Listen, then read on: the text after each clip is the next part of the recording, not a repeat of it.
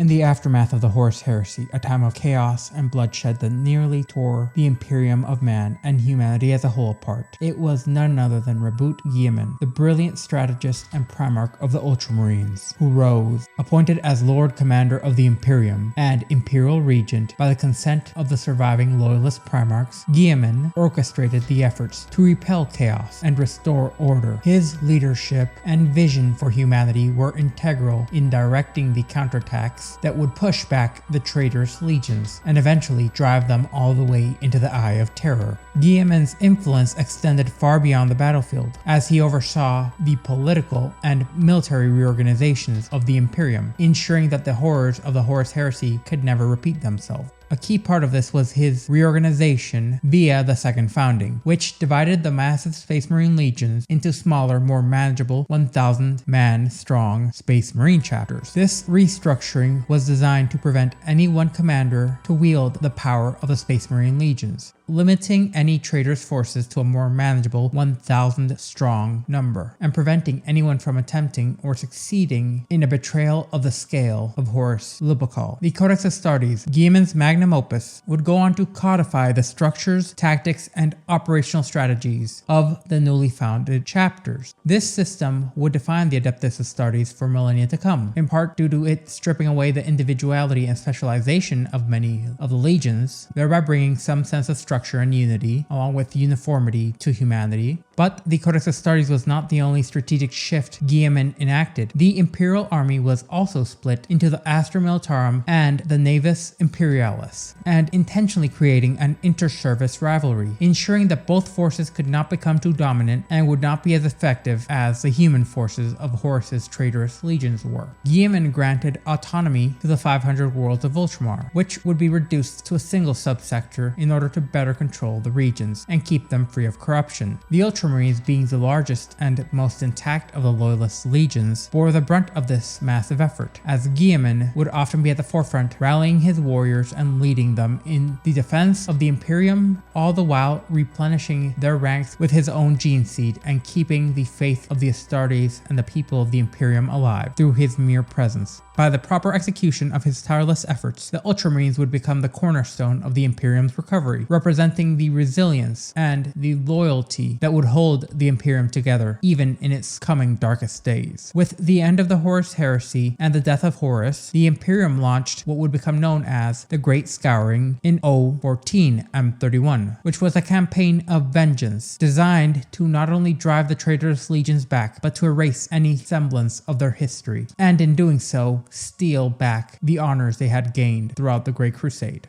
The Traitor Legions had already been excommunicated by the Emperor, who had decreed that all traces of their existence should be expunged from Imperial records. Planets were scoured clean of all life and structures, as punishment for the betrayal. The Traitor Legions' allies and their homeworlds, including those of the Dark Mechanicus, along with various corrupted regiments of the Astra Militarum, would be driven from the Imperium or erased in their totality. The scouring would continue for decades, as it was a relentless pursuit designed to undo the devastation that was brought forth by the Horus Heresy. Guilliman's Ultramarines, gravely affected by the loss of their brethren legion during the massacres on both Isfahan V and the Dropsite Massacre, aided in their gradual rebuilding, aiding many legions to adhere to the Codex Astartes as closely as they could, without having to force the issue. Some, like the Salamanders, were left functionally untouched due to the almost complete and total annihilation of their chapter. Others, like the Blood Angels, were broken up into segments such as the Flesh Tearers, who would forever hold Guilliman in contempt, seeing him as a butcher equal to Horus Heresy, as the new doctrine of the Codex Astartes would redefine the structure of the Space Marines after the Second Founding, and to this day it would remain as the core of the Space Marines' organizational and religious structures. The next moment of galactic import for the Ultramarines would be the Battle of Escador, which occurred in the aftermath of the Horus Heresy during the Scouring, when the Ultramarines found themselves engaged with the Alpha Legion on the world of Escador. Here, Guilliman faced his brother Alfarius, though it was potentially Omegon, who had assumed his twin's identity following the death of Alfarius, but that could have also been one of their many gene sons, Alfarius. Both Primarchs struck each other in the blink of an eye, and much to the Hydra's sorrow, Alfarius fell. The Ultramarines, now emboldened by their Primarch's victory, began to more voraciously hunt down the remaining Alpha Legionaries on the world, which would backfire as they would find themselves continuously harassed by hidden forces. The Ultramarines, despite their victory in single combat, struggled against the guerrilla tactics of the Alpha Legion, forcing Guilliman to call for an evacuation of the planet. From there he would have the traitors bombarded from orbit, but this he would see as a defeat, and the sting of said defeat would linger. The creation of the Codex Astartes was indeed one of, if not the most pivotal moment for the Adeptus Astartes since the beginning of the Great Crusade, or the inception of the Horus Heresy. This sacred tome, crafted by Reboot Guilliman, would dictate the future of the Space Marines. The second founding, which followed its creation, saw the remnants of the Loyalist legions broken and reformed into chapters of no more than 1,000 Space Marines. This was a dramatic shift in the structure of the Adeptus Astartes, as it not only turned brothers into cousins and cousins into strangers, but it also ensured that no single force could wield the power to overthrow the Imperium as Horus had. One of the first tests of the Codex Astartes came on the world of Talsar, where a massive orc horde threatened the Ultramarines on the single continent of Galdor. Guilliman, now seeking to put his new doctrine into practice and show every legionary why it should be followed, issued minimal direct guidance, allowing his warriors to follow the Codex's prescribed protocols as closely as they could. The result was a series of well-executed strikes that saw the orcs defeated, thereby proving the effectiveness and new strategies within Guilliman's new text, and solidifying his role as the Imperial Regent. Following the conclusion of the Horus Heresy, at around 032 M31, the Imperium sought retribution against the Wordbearers Legion for their role in the destruction of Calth. Guilliman, leading his Ultramarines, went directly to the Wordbearers' homeworld of Cloiches, where he found the planet already devastated by war and its people clinging to what was left of their civilization. The Imperium, fearing the spread of chaos, outright ordered the planet's annihilation. The Ultramarines, using their battle barge Octavius, bombarded Cloiches with cyclonic torpedoes until nothing was left, as the seismic devastation shattered the planet, and the resulting blasts from the torpedoes themselves erased any trace of the world from the galaxy. Up next would be the Battle of Thessala, occurring in 121 M32. Even after the second founding, Guilliman would continue to lead the Ultramarines, and it was during this period of time that he would face one of his greatest trials, the Battle of Telessa. Here, Guilliman would be mortally wounded by his traitorous brother Fulgrim, Primarch of the Emperor's Children, who had been transfigured into the demon Primarch of Slaanesh. The poison-laced blade that Fulgrim used to wound Guilliman was truly a critical blow, and the Ultramarines, now forced to retreat with their slowly dying Primarch all the way back to Macragge, ended up having to put Guilliman in stasis, deep within the Fortress of Hera, where he would remain for over 10 millennia, and become an ever-present symbol of the Imperium's ongoing struggles. At around 646 M32, the Imperium's footing was rather shaky due to the War of the Beast and the beheading having occurred recently. In response to this, Chapter Master Angentio of the Ultramarines united over 50 Space Marine chapters and led them directly to Terra. Here he would hold secret council with the High Lords of Terra, the details of which remain rather shrouded in mystery. However, the outcome was the restoration of the Senatorum Imperialis and the return of the once fractious Order of the Imperium. For the first time since Guilliman's fall, the Imperium had found a semblance of strength and unity. However, the creeping corruption of chaos would still loom ever present at every corner of the Imperium.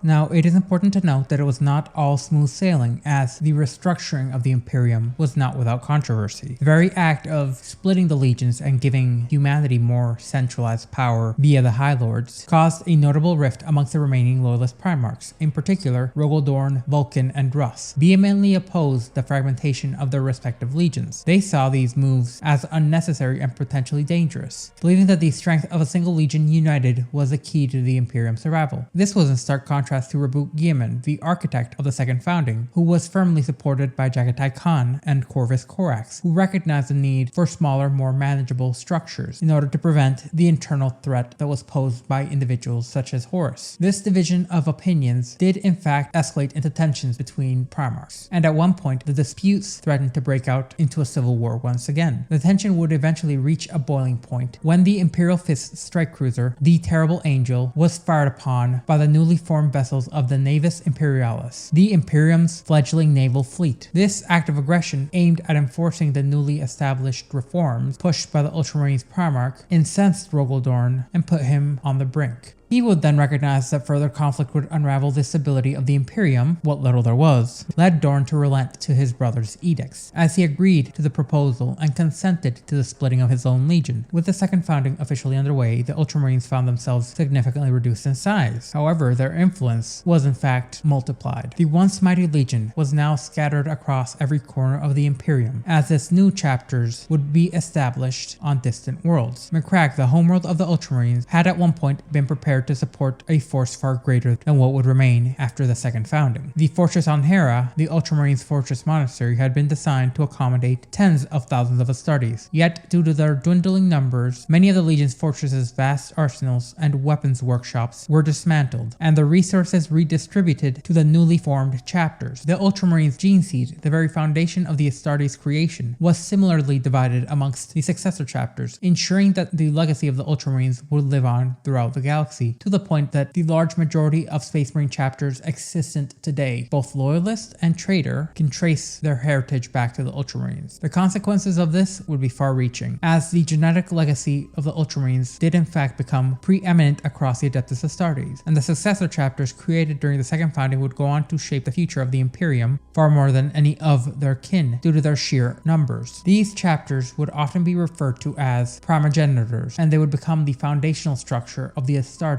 though each would eventually develop into their own unique entities, developing traditions, specialties, and traits. However, they would all carry the hallmark of the Ultramarines, and to some extent they would all be affected by the Codex Astartes to a greater degree than most other chapters in existence, and this would bring no small amount of ire to many of his remaining loyalist brothers. That, along with the fact that the Ultramarines and their Primarch would now be seen as being divinely inspired or creatures of divinity by the masses of humanity, would forever infuriate his traitorous brother Lorgar. Another incident which occurred during the Great Scouring that the Ultramarines took a part in would be the siege of Sevastus IV. However, they were not the primary actors, as these would be the Iron Warriors, who had intentionally found themselves in a brutal conflict with the Imperial Fists on a forsaken planet which would become known as the Iron Cage. The target of the Iron Warriors was the Imperial Fists, and their intent was to pull them into the greatest fortification ever created, the Eternal Fortress, a sprawling, nearly impenetrable complex designed to serve as a final bastion for defense. Spanning over 20 square kilometers, the fortress was a labyrinthian structure of bunkers, towering bastions, and razor-sharp tank traps, with miles upon miles of underground tunnels carved into the shape of a cruel 8-pointed star. This would be a true monument to the Iron Warriors' brutal, if not monstrous, efficiency, as the fortress was not only designed as a stronghold and a prison, but as a symbol of their pride and defiance against their brothers, in particular against Rogel Dorn. At the heart of the Eternal Fortress lay a massive bunker, what in fact was a decoy with no real military value, but it was designed to mislead and frustrate the attackers, as it was a cruel mockery of the honor and cunning of the Imperial Fists, who were led by Rogel Dorn, which at the time was largely driven by rage and a want for vengeance, as he laid siege to the fortress in an effort to break the Iron Warriors' resistance and bring them into submission.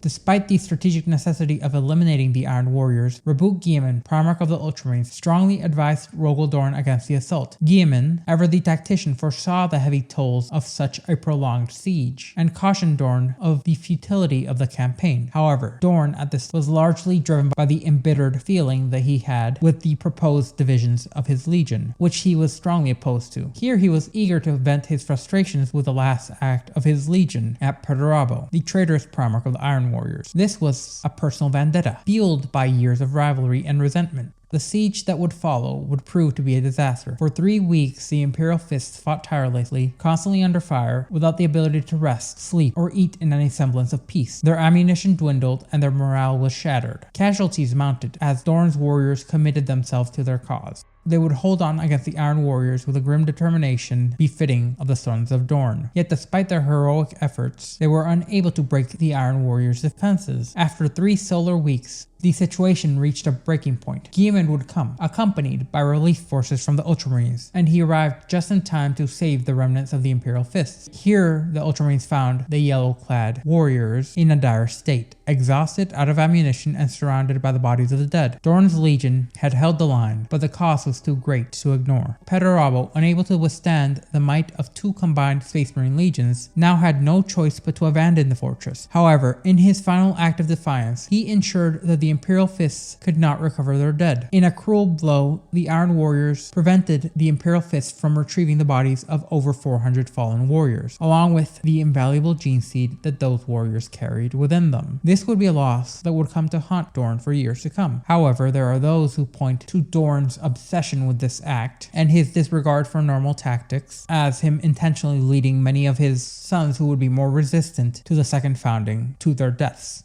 In the aftermath of the siege, Dorn, now fully aware of the cost of his decisions, would accept the inevitability of the Codex Astartes reforms. Here, the Imperial Fists understood that the ranks were thinned, and with their morale at an all-time low, they could not resist and would have to undergo this necessary division. Dorn would then move forward with Guilliman's plan, dividing the Imperial Fists into at least 5 successor chapters. Under Guilliman's command, this was an act that would signal the end of the once mighty legion, as he had done with a scalpel what Horus had failed to do with a sledgehammer. As an aside, though Perturabo had failed to completely destroy Dorn's legion, his victory in denying the Imperial Fists their dead, along with their gene seed, was just enough to elevate him in the eyes of the Chaos God, and the victory at Sebastus IV would prove to be the catalyst for Perturabo's ascension into a demon primarch. His position amongst the Chaos Pantheon, now secured under Chaos Undivided, along with the name of Sebastus IV, would become forever etched in the records of not only the Imperial Fists, but of the Ultramarines. Thus, the Iron Cage became not only a symbol of war, but of suffering, and one of the major factors that contributed to the reorganization of the legions post the Horus Heresy. To go into further detail on the confrontation which occurred on the world of Escador, where Guilliman's forces found themselves fending off against the ever-secretive Alpha Legion and their elusive Primarch, Alfarius, or potentially one of his gene sons, acting on the behalf of Alfarius as Alfarius. It seems that in a shocking turn of events, Guilliman was able to slay the leader of this force. However, while Guilliman slayed what is widely believed to be the Primarch of the Alpha Legion, the Alpha Legion's tactics did in fact prove more efficient than the Ultramarines, as the Ultramarines were forced to retreat and to resort to orbital bombardment in order to have any form of victory, and the Ultramarines hoped that this slight victory would allow them to regroup, reorganize, and come back to finish off the Alpha Legion. Yet when they returned with the main body of their forces, the Ultramarines would suffer catastrophic losses as the ranks were decimated through defensive attrition actions. Though this Pyrrhic victory seemed significant at the time, it would be overshadowing by the consequences that would follow, as the Ultramarines would never live this loss down, especially with the nebulous condition of Alfarius. In the years that followed the fall of Calth, the Ultramarines' thirst for vengeance against the Word-Bearers would remain unquenched. The Great Scouring itself claimed much, but it also proved the perfect chance to extract retribution against the traitors who had brought such devastation upon the sons of Guilliman. Amongst those traitors was Lorgar, Primarch of the Word-Bearers, whose actions at Calth had left a lasting scar on the very psychology of the Ultramarines. Years would pass before the Ultramarines were finally allowed to set their sights on Cloiches, the homeworld of Lorgar. Once a planet of great significance, Cloiches had been the cradle of the Word-Bearers.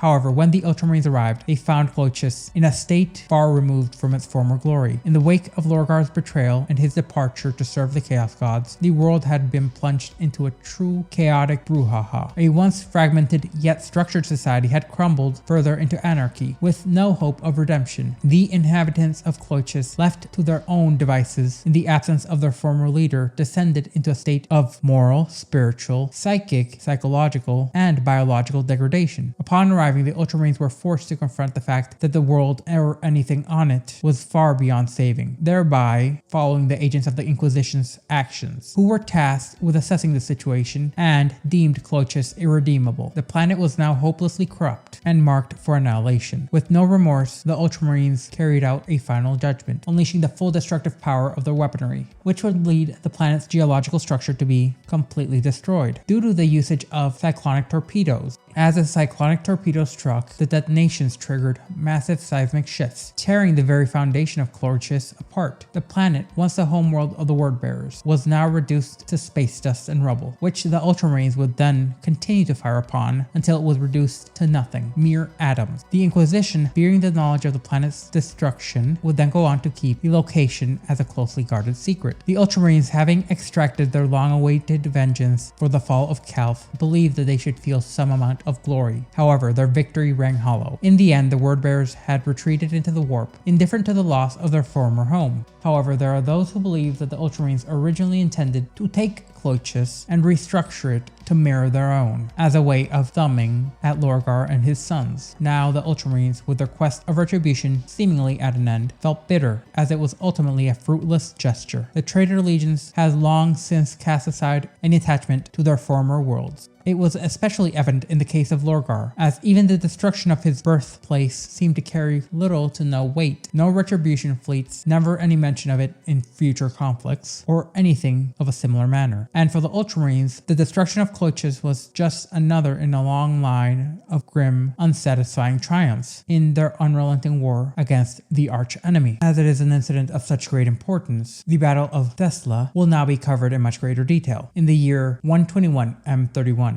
as the Great Scouring entered its final waning days, Guilliman, Primarch of the Ultramarines, gathered his most elite forces, comprising of 6 of his chapter's most capable successor chapters, in order to hunt down and eliminate the demon Primarch Fulgrim, alongside any of his remaining Emperor's children. The pursuit for vengeance had driven Guilliman to the far reaches of the Imperium's former domains, and the confrontation would take place on the war-torn world of Tessa, where Fulgrim, ever the master of deception, set his trap for Guilliman alongside his fleet. With the stakes high, Guilliman himself led a small strike force in a daring assault on the Emperor's children's flagship, the Pride of the Emperor. His target was exclusively the demon Primarch himself. Guilliman teleported aboard the flagship and made his way to the heart of its corrupted infrastructure, the Helepolis, where he came face to face with his corrupted brother. What was once a trusted comrade was now a twisted agent of She Who Thirsts. What followed was a moment for the history books, as Fulgrim would attempt to convince his ever-loyal brother to embrace the worship of chaos, just as he had done. But Guilliman, ever the steadfast, loyal son of the Emperor, refused, and the battle between the two Primarchs would commence. Despite Guilliman not being one of the more martially adept of his brothers, the battle itself was rather brutal and ruthless. Unfortunately, it soon became evident that Guilliman, despite his unmatched strategic knowledge, was no match for Fulgrim, even before his ascension into his grotesque embodiment of chaos, as now the Phoenician strength was augmented many times by the very warp itself. As the duel raged on, Guilliman realized that he was being completely outclassed. In the face of Fulgrim's overwhelming power, Guilliman called for reinforcements, but Fulgrim, anticipating such a move, had prepared a devastating countermeasure. Just as the Ultramarines arrived to turn the tide, the Emperor's children would swarm in and join the brouhaha, overwhelming the Loyalists almost completely and entirely.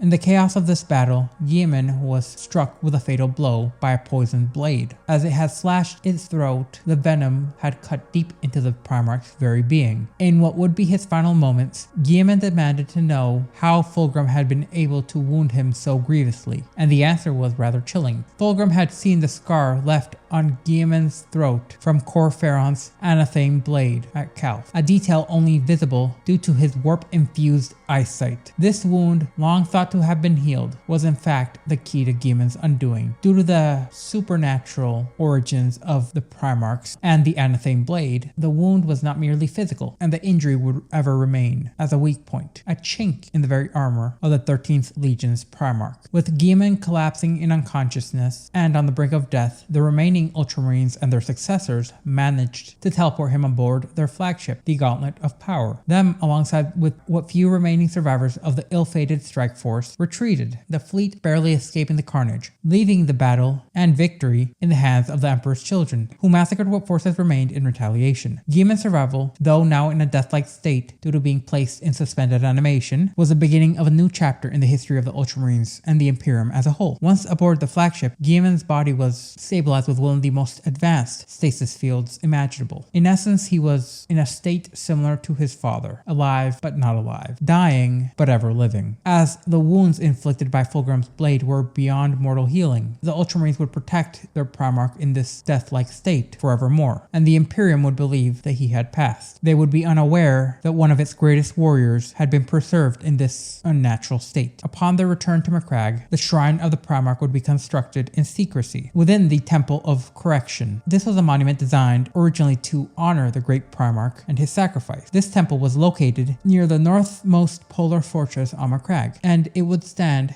as one of, if not the most awe-inspiring creations in the Imperium. The scale of its design and the meticulous craftsmanship alongside its grandeur and the proportions of the very monument were a testament to the analytical and meticulous nature of the Ultramarines. It is said that even the Adeptus Mechanicus, known for their own skill in engineering, marveled at the structure's perfection, which some believed was crafted by Guilliman's own intellect. The Temple of Correction housed a marble throne upon which Guilliman's frozen body would be set to rest, his regal form preserved within a stasis field for 10 millennia. And so Guilliman's body would remain untouched by time, and his wounds from Fulgrim's poisonous blade would remain visible to all those who gazed upon his throat. After some time, a mystery would come about the most fervent of the followers of the Imperial cult. Rumors would spread that despite being trapped in the stasis field, Guilliman's wounds were indeed healing. Some claimed that these were signs that his wounds were slowly fading, as though the Primarch were recovering. Skeptics, however, pointed out the impossibility of such a feat within a stasis field, arguing that no physical change could occur within the confines of such technology. Yet, as the centuries passed, stories of Guilliman's supposed recovery continued to spread, feeding the hopes of countless pilgrims who visited the shrine of the Primarch. And seeing as how the Primarchs are not merely physical beings, but also beings of a warp-bound nature, the Imperial cult's beliefs might not have been so far off. As generations of believers would travel to Macragge, drawn by the whispers of a miracle, hoping to witness the slow healing of the Primarch themselves, the faith in Guilliman, preserved in his time-locked form, became a cornerstone of the Ultramarines' legacy. For many, it would symbolize the enduring power of hope, even in these darkest of times. Despite the scientific impossibility of such a miracle, the story of Guilliman's body healing, despite being unproven for a long time, would remain a powerful force in the Imperium. As each generation passed, more and more came to believe that perhaps one day Guilliman would rise again. And if anything, hope, faith, and belief are the strongest forces in the galaxy. Now, between M34 and M35, the expansion of Ultramar would occur, in particular during the dawning of the tumultuous 34th millennium. As the political strife of the Nova Terra Intergenium threatened to fracture the Imperium, the realm of Ultramar remained as an unshaken bastion of stability within the Imperium's many realms. While the Imperium's power was pulled in every direction by the growing influence of the Ecclesiarchy, Ultramar and its ruling Ultramarines remained insulated, guided by the teachings of their Primarch Guilliman. They emphasized reason and discipline over superstition and religion. This allowed Ultramar to grow further in prominence and power. Free from the corrupting grasp of the Ecclesiarchy and the civil unrest ravaging other parts of the Imperium, this once truncated subsector of space would expand significantly, both militarily and politically, bolstering the realm of Ultramar not only as a status symbol of order and governance, but as a focal point of a large majority of the Imperium. What would follow would be the Eastern Fringe campaigns. Unfortunately, the date of these events is heretofore unknown, in part due to the general strife occurring over this time period, when in a bold and ambitious move, the Imperium decided to launch a series of expeditions into the unexplored territories of the Eastern Fringes. These ventures, unfortunately, would prove rather disastrous, as the forces they sent into the unknown sectors faced overwhelming opposition from dangerous Xenos threats, including a resurgent Herald and the ever-present menace of the Orc warbands. The Ultramarines, alongside their successor chapters, would then be called to act and assist the beleaguered Imperial colonists stranded in the far reaches of the galaxy. In these distant battlefields, the might of the Ultramarines was tested unlike any time before. However, through their dedication to the Imperium, they were able to ensure the survival of countless Imperial settlements who were on the brink of annihilation. Following this would be the Bloodstorms, which was an event where the realms surrounding Ultramar were affected by the ever-present tides of chaos. In particular, the star system directly adjacent to Ultramar suffered from repeated demonic incursions, including a brutal assault. This would include a brutal assault on the system of Tartella. For decades, these so-called bloodstorms of chaos would rage, claiming the lives of 3 successive chapter masters of the Ultramarines, who each went to deal with the chaos incursions. Yet despite the overwhelming forces of chaos, the Ultramarines stood resilient as a bastion of humanity, preventing the corruption from spreading into the heart of of their dominion. In particular, this was during the Battle of Tartella, where the Ultramarines struggled, yet came out on top by almost permanently banishing the forces of chaos from this realm within their dominion. Following this would be the Ninth Black Crusade, which occurred in 537 M38. The Ninth Black Crusade was led by the infamous Abaddon the Despoiler, who now, along with his reformed Black Legions, erupted from the Eye of Terror in 537 M38, shaking the very foundations of the Imperium. In response to this chaos assault, the High Lords of Terra called upon several Space Marine chapters, including the Lamenters, to assist in the defense of Corellia, a hive world on the verge of falling into the hands of chaos. However, the Lamenters, whose long-lasting reputation, the inclusion of the Lamenters, who were long known to be rather unfortunate, led to the outright refusal of aid from the Mortifactors chapter to fight alongside them. Undeterred, the Lamenters were left on their own, and all but halted the advance of the Ninth Black Crusade. However, holding firm against such an onslaught for 6 weeks straight without backup or reinforcements caused the catastrophic losses they were known for. That is, until the Ultramarines, alongside the White Scars, broke through the Chaos blockade and brought relief to the dying world. Though the Lamenters were presumed lost after a warp storm engulfed their fleet, they would eventually return, and they would be one of the few chapters who would gain the almost implicit trust of the Ultramarines from that moment on. At an unknown time in M38, the dark shadow of corruption descended upon the Phobius system, where a tyrant by the name of Ulrex seized control, ruling with an iron fist and crushing all opposition to him. But as the Ultramarines' investigation would show, it became apparent that Ulrex was no mere despot.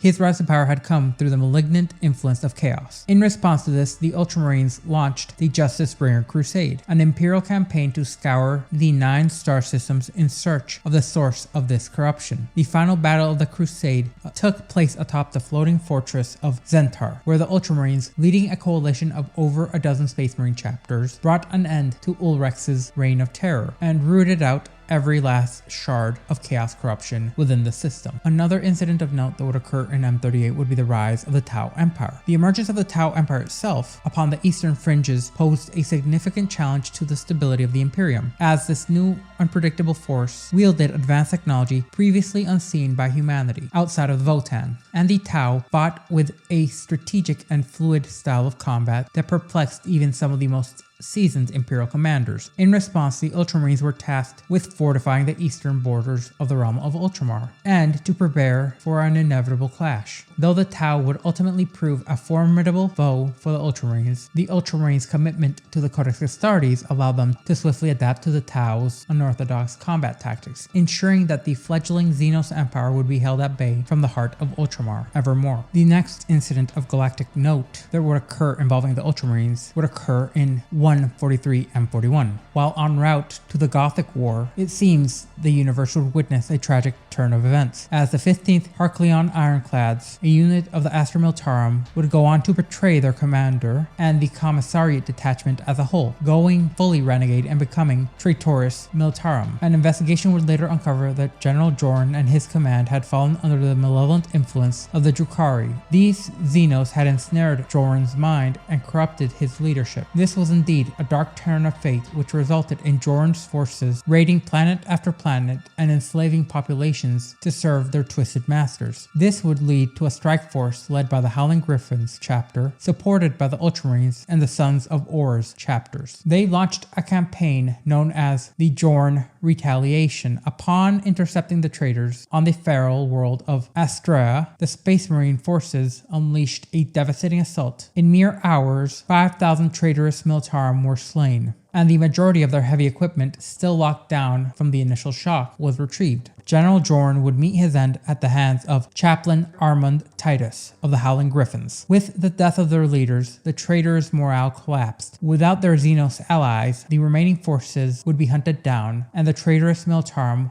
would be utterly eradicated in a sum total of 6 solar hours. This would lead to the recovery of countless swaths of both slaves and military equipment. Following this, the next major event would occur on 565 M41, where in a merciless act of retribution, the Ultramarines unleashed the Siegebreaker cohort upon the pirate-infested space station Gould. Employing the element of surprise, the Centurions descended from the airlocks of the Guilliman's Oath, their powerful warsuits cutting through the station's plasteel hull, and the decompression wrought by this assault claimed the lives of most of the station's pirate inhabitants. The remaining survivors would be quickly annihilated thereafter, and the Ultramarines' relentless quest for further efficiency would leave no room for mercy. This would lead to the completion of the mission in a rather devastating and brutal fashion, with little to no losses, be that of equipment, Space Marines, or chapter serfs. Following this would be the Cauldron campaign, which occurred in 698 M41, where the Ultramarines joined a combined task force commanded by Chapter Master Marnius Calgar, which included elements of the Angels of Absolution, the Lamenters, the Marines Errant, and the Silver Skulls chapters. Together they engaged in a grueling 7-year Imperial campaign against the Orc Empire Cardon. The series of battles that followed inflicted severe defeats upon the Orcs, delaying the Wog Argul's advance into Imperial space by 30 years, securing valuable time for the Imperium's defenders to prepare. Following this would be one of the most monumental incidents. In 745 M41, the Battle of Macragge would occur. As for millennia after the catastrophic injury of Reboot Guilliman, the Ultramarines had stood as guardians of the Ultramar subsector, warding off invaders from across the galaxy. While the chapter's history had been marked by myriad of battles against orcs, renegade uprisings, the Tau, the Necron, and even Chaos Space Marines, the measure of valor of the Ultramarines would be most profoundly tested in their defense of the galaxy against a threat unlike any they had faced before: the devastating and nearly unending onslaught of Tyranid High Fleet Behemoth. This conflict, known as the Battle of Macragge, did in fact occur in the singular year of 745 M41, a time where the galaxy's darkest tides were rising ever higher. As for centuries, the Ultramarines had been beset on all sides by all manner of external threats, yet none were as alien or as incomprehensible as the Tyranids, a genocidal race of bioengineered predators from beyond the known galaxy. But even in the face of such overwhelming odds, the Ultramarines would show the tenacity of their Primarch. Upon receiving critical intelligence from Inquisitor Vitus Kripman, Chapter Master Marnius Calgar knew that the threat posed by High Fleet Behemoth could no longer be ignored. Macragge, being at the heart of Ultramar, was the very jewel that the Tyranids would most likely target. Calgar's response was swift, as he ordered the immediate fortification of the planet's already formidable defenses, bolstering it with additional fleets and combat assets, as over a dozen Ultramarines warships, massive strike cruisers, and battle barges, along with Navis Imperialis destroyers, hung like shadows over the orbit of the planet, nearly blotting out the sun. With every passing days, more and more reinforcements arrived through warp jump, swelling the defensive presence around Macragge by degrees heretofore unseen. The system's orbital defenses, alongside with their planetary garrisons, were prepared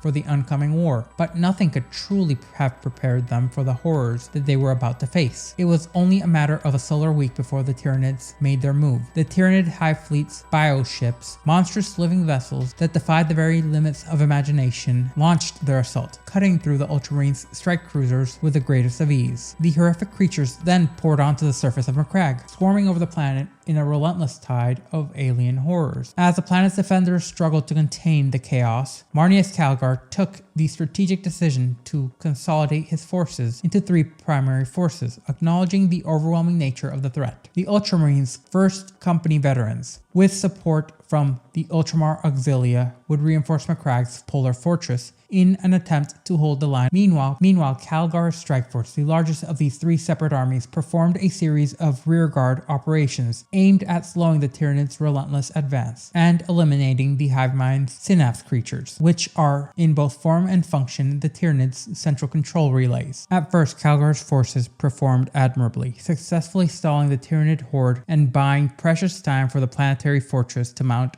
a proper defense. The Ultramarines' forces repelled wave after wave of Tyranid bioforms, but the sheer scale of the threat began to overwhelm them. For every victory, countless Tyranid creatures would surge forth, as they endlessly replenished themselves due to the High Fleet's ever-expanding presence. The battle itself would come to a head over the Cold Steel Ridge, where the Chapter Master's rear guard were viciously assaulted by the full brunt of the Tyranids' hive swarm. The Ultramarines fought with every ounce of their might, might, but the overwhelming numbers and the ferocity of the Tyranid horde proved to be too much. In the midst of this carnage, Marneus Calgar would be grievously wounded. Despite the severity of his injuries, the Master of Macragge knew that to stay on the surface would be the doom of his forces and the annihilation of the chapter. Faced with the grim reality, he made the painful decision to withdraw. Calgar would then return to the Ultramarines battle barge Octavius, leaving behind his warriors to fight on without him. However, the chapter master was not one to simply retreat in defeat. Refusing even the most urgent of medical care, Calgar took command of the fleet, rallying the remaining warships in an attempt to salvage the system from complete destruction. Despite his condition, he remained firm in his decision to find a way to hold off the Tyranid assault, as the battle for Macragge would continue for many days to come. Calgar's forces faced a relentless onslaught from High Fleet Behemoth. His decision to focus on eliminating the synapse creatures would prove pivotal in the fact that it delayed the hive mind's overwhelming control, yet the battle would be far from won. Each moment of delay brought fleeting hopes that the Ultramarines might yet find a way to stem the tide in their favor. In the days following the retreat from the Cold Steel Ridge, the story of Calgar's sacrifice and the unwavering heroism of his brothers would become the stuff of legends. Even as the world of Macragge became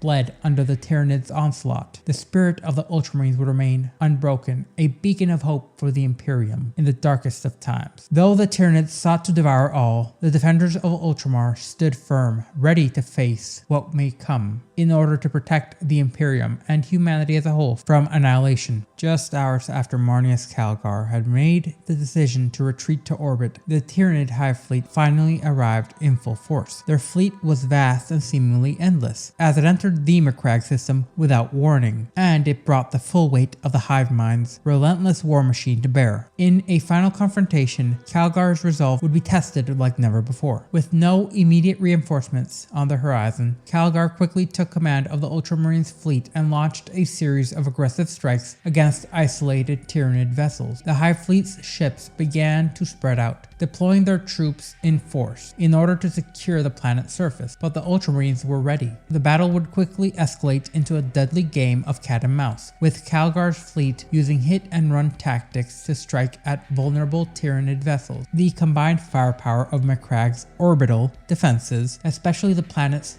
mighty polar fortress, wreaked havoc upon the Tyranid fleet. The Tyranid ships would be torn apart by the vengeful fury of the Ultramarines in scores, but it was not enough. The Hive Fleet had only just begun its invasion. The battle would take a darker turn when the Tyranids began quickly deploying mythic spores, massive pods filled with monstrous bioforms, and they were deployed right above the polar fortress. If the fortress were to be compromised, Macragg's orbital guns would fall silent, leaving the planet vulnerable to complete and total overwhelming destruction. In a gruesome display of strategic coordination, the Tyranids sent wave after wave of spores crashing down onto the fortress. With each spore impact, the defenses of Macragge grew further and further diminished, as the brave defenders began to fall under the increasing pressure. At this critical juncture, Calgar's trust in his ground forces, especially the venerated veterans of the First Company and the Ultramar Auxilia, proved crucial. These battle-hardened warriors held the fortress with a determination that has come to be the stuff of legends. For days, the defenders fought against the Tyranid swarms, standing as bastions in defense of humanity's last walls on the planet. Yet, as the Tyranids pressed forwards, using every horrific tactic in their vast arsenal, the Carnifexes would be unleashed. These colossal bioconstructs smashed through the walls of the fortress like battering rams. The defenders were then forced to fall back, retreating deeper into the facilities and fortifying secondary defensive positions, giving ground inch by inch, but never without making the Tyranids pay dearly for every inch they advanced. In the face of these overwhelming odds, the Imperial Titans of Legio Praetor stepped in, stomping across the colossal ice fields of Macragg's polar regions, and blasting the swarming Tyranids with colossal plasma blasts and shells that tore massive gaps in their ranks. But even these towering war machines could not hold back the full force of the flood of alien horrors that was to come. The Tyranid forces would continue to flood in, using their own dead as cover to climb over the defenders' walls, while their very monstrous hordes dragged down even the Titans, ripping their armor apart with their sheer numbers. The defenders' weapons would jam from the intensity of the the fighting more and more often, their barrels glowing red hot despite the freezing temperatures. Ammunition reserves, though ample, began to run low, as the siege, which was planned out to last for solar months, was already reaching its breaking point. Despite the grim reality of the situation, the defenders never dissipated, as the Ultramarines fought on, drawing from their unshakable faith in the Emperor and their duty to the Imperium for support. But as the battle dragged on, the Tyranid swarm began to make headway. The walls of the northern polar fortress fell, as the Tyranids had to use their dead as mounds of flesh and ichor, so they could launch their final assault from elevated positions. The defenders were driven further back, as they were tested and pushed to the breaking point. As the battle in orbit raged on, Calgar continued his pursuit of the Tyranid Hive Fleet, determined to prevent the swarm from reaching other worlds within the Ultramar system. His fleet, though still formidable, was struggling against the overwhelming numbers of the Hive Fleet. The arrival of Battlefleet Tempestus, dispatched from Baka, proved critical in turning the battle for humanity. The two fleets, one under Calgar's command and the other under the combined Imperial forces, closed in on the Tyranid Hive Fleet and effectively trapped it between two combined arcs of fire. However, the odds remained stacked against the Imperium, as the Tyranids far outnumbered them, their bioships too numerous and too powerful to easily be dispatched. It was only the desperate heroic sacrifice of Dominus Astra, an Emperor-class battleship, that would ultimately turn the tide.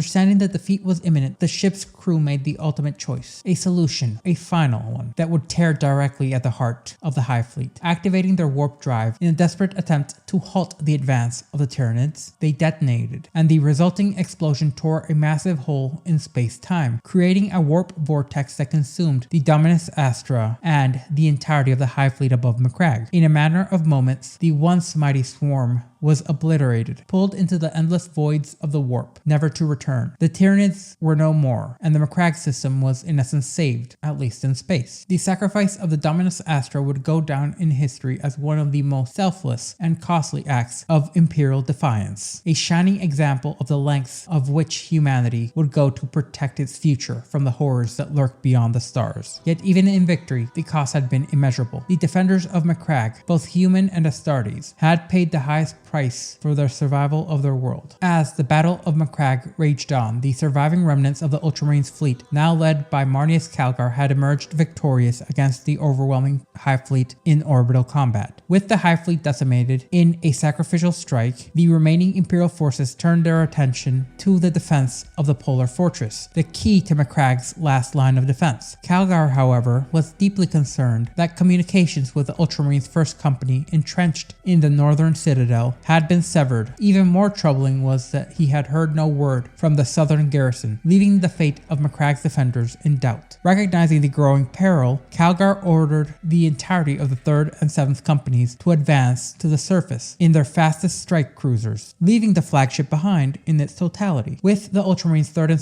7th Companies landing in the polar fortresses, it became evident that their mission was one of life or death, as they would deploy via drop pods supported by Thunderhawk gunships to reinforce the beleaguered garrisons on the ground. What they encountered upon landing was a scene of unparalleled carnage. The polar fortresses, in essence, had become charnel houses. The once pristine plains of Macragge were now pocketed with vast craters, remnants of the fierce battle that had taken place between the Imperial Titans and the Tyranid horde. Everywhere, Tyranid corpses lay scattered about. All across the battlefield, the wreckage of Imperial war gear was evident, and the air was thick with the scent of death. The ground still trembled under the weight of destruction, yet despite the devastation, hope flickered as the 7th Company landed completely unopposed on the southern polar fortress, and they quickly linked up with the survivors of the garrison. Together, they moved quickly to clear the subterranean passageway where the Tyranids had pushed deeper into the complex. For a brief moment, Imperial forces regained control over the surface, but their true battle would lie in the shadows, deep beneath the plains of Ultramar. Devastator squads equipped with heavy weaponry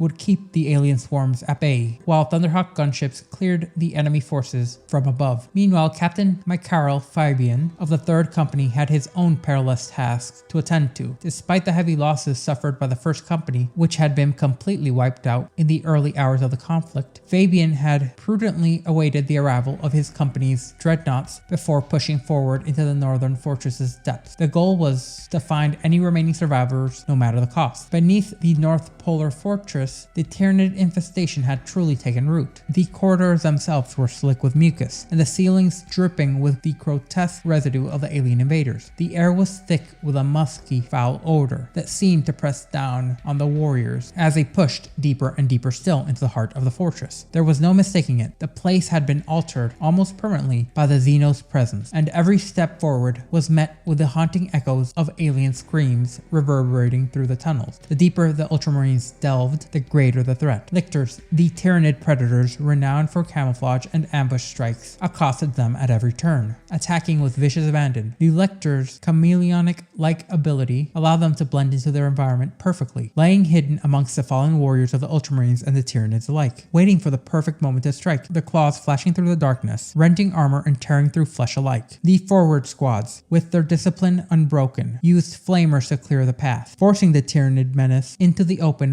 where their dead bodies would provide ample kindling and lighting for the tunnel. It was only after hours of fierce fighting that the Third Company finally reached the lower levels of the Imperium, where the final desperate stand of the Ultramarines' First Company had taken place. The scene that awaited them was a grim testament to the valor of the chapter's most experienced warriors. A sea of Tyranid corpses surrounded them, evidence of a brutal last stand. Inside the Imperium, the remains of the Terminator armored veterans of the First Company lay in a protective circle, having fought to the last man, each warrior falling in defense of his brothers in a final act of loyalty and sacrifice. The First Company had been obliterated to the last, and the loss of so many of the finest warriors cast an all-encompassing shadow over their victory. However, their sacrifice was not in vain. The 3rd and 7th Company, though grievously diminished, would go on to secure Macragge's defense. The battle had cost them dearly, but their duty was far from over. In the aftermath of the Battle of Macragge, the Ultramarines were irrevocably changed. The losses suffered by the chapter were immense, and it would take many long years for them to rebuild their strength, as the First Company was completely gone, and the 3rd and 7th Companies bore deep scars from the ensuing conflict. But the Ultramarines, with their nigh unbreakable will, endured. In response to the Tyranid threat, the survivors of the battle reformed into elite, specially trained anti-Tyranid squads. These Tyrannic War veterans were drawn from the Ultramarines' finest and most experienced warriors, and would include those veterans who would normally be placed in the First Company. And they would be outfitted with upgraded power armor, along with having training designed specifically to combat Tyranids. These veterans would form the backbone of a new elite force within the Ultramarines, and their expertise in fighting Tyranids made them invaluable in subsequent fights against the Hive fleets. The Ultramarines' victory at Macragge, while costly, would become the bedrock upon which the future of Imperial campaigns would be built when fighting against Tyranids. It would later be found out that despite defeating the Hive fleet, it was just a tendril, and the Ultramarines would be constantly harassed and assailed by these extragalactic predators, who would consume all biomass to fuel their ever-hungry biological factories known as Norn Queens, who would create more Tyranids to consume more biomass to feed more Norn Queens to consume more biomass. But with this information in tow, the Ultramarines would send out envoys to multiple other chapters in order to spread the information they had garnered from fighting the Tyranids, which would be quickly integrated into almost every single chapter of Space Marines in existence. The victory over Hive Fleet Behemoth would become known as the First Tyrannic War, a war that was hard won, and Calgar, though victorious, became at least partly obsessed, and rightfully so, with Kryptman's grim warning that the Tyranids would return to Ultramar.